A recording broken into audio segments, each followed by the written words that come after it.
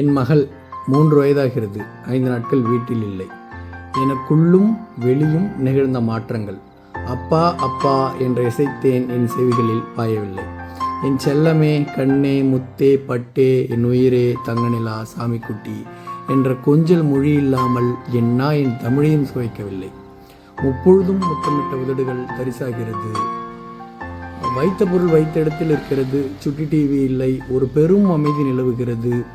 நானும் என் தாயும் இருந்தும் என் வீடு தனிமையை உணர்கிறது. 5 நாட்கள் பிரிவே ரணம் கூட்டுகிறது என்றால், பெற்ற பிள்ளைகளின் எதிர்காலத்திற்காக பிள்ளைகளை பிரிந்து வெளிநாடுகளில் வாழும் தகப்பனின் நிலையை எண்ணும் தருவாயில் கண்களில் கண்ணீர் சுரக்கிறது. என் பிள்ளைக்காக நான் எழுதிய வரிகள் எல்லாமும் பெற்ற பிள்ளைகளை பிரிந்த தகப்பனுக்கானது. வெளிநாடு வாழ் தகப்பன்களுக்கு சமர்ப்பணம்.